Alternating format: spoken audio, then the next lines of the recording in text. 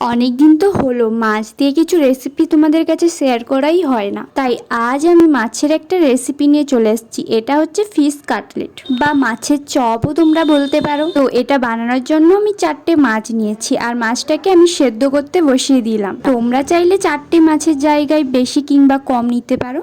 প্রায় সেদ্ধ করা হয়ে গেছে, তাই আমি মাছের কাঁটাগুলো এখন বেছে নেব। তোমরা কিন্তু মাছগুলো এইখানে সেদ্ধ করতে পারো আর নাও করতে পারো। তোমরা এখানে মাছগুলো সেদ্ধর জায়গায় একটু হালকা ভেজে নেবে, তারপর কাঁটাগুলো বেছে নেবে। দেখো এই 4টে মাছের মধ্যে কতগুলো কাঁটা বেরিয়েছে। যাই হোক, এইখানে আমি ডিমের ডোটা একটু রেডি করে নিচ্ছি। তার জন্য আমি এইখানে 2টো ডিম নিয়েছি, গোলমরিচ আর লবণ দিয়ে ভালো করে ফেটিয়ে নিলাম। এরপর কড়াইয়ের মধ্যে তেল দিয়ে পেঁয়াজ কুচি, লঙ্কা কুচি, আদা রসুনের পেস্ট দিয়ে ভালো করে ভেজে তারপর মাছগুলো দিয়ে হালকা নেড়ে নেব। আমি আগেই বলেছি, তোমরা যদি আমার প্রসেসে না করতে চাও তাহলে মাছগুলো আগেই হালকা তেলে ভেজে নেবে। ব্যাস, এইগুলো আমি হালকা ভেজে তারপর নামিয়ে নিলাম। এরপর একে একে আলু সেদ্ধ, ধনেপাতা কুচি, লবণ, হলুদ গুঁড়ো, লঙ্কা গুঁড়ো, ধনের গুঁড়ো, জিরের গুঁড়ো আর চিলি ফ্লেক্স দিয়ে ভালো করে মাখিয়ে নেব। আজ আর তোমাদের সাউরটা বলা হলো না, পরের নেক্সট ভিডিওতে তোমাদের অবশ্যই সাউরটা বলে দেব। তো চলো এবার ভিডিওতে আসা যাক। মাখানো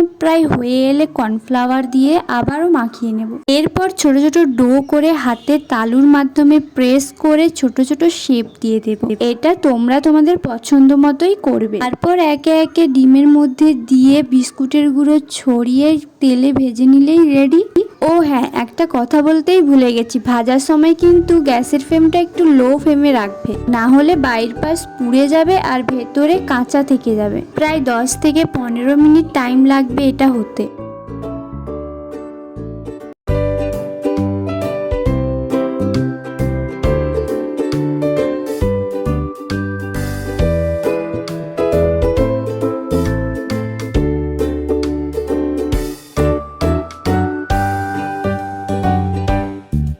তো ফাইনালি ভাজাটা প্রায় হয়েই গেছে। সত্যি বলতে কি, এটা কিন্তু খেতে দারুণ হয়েছিল। বাড়িতে কোনো অতিথি আসলে বাইরে থেকে আনার কোনো প্রয়োজনই পড়বে না। বাড়িতে এই রকম ভাবে বানাও আর মজা করে খাও। তো ফ্রেন্ডস, ভিডিওটা কেমন হয়েছে অবশ্যই কমেন্ট করে জানিও, আর ভালো লাগলে একটা লাইক করে দিও, আর যারা যারা নতুন দেখছো প্লিজ সাবস্ক্রাইব করে দিও। তো চলো আজকের মতো টাটা।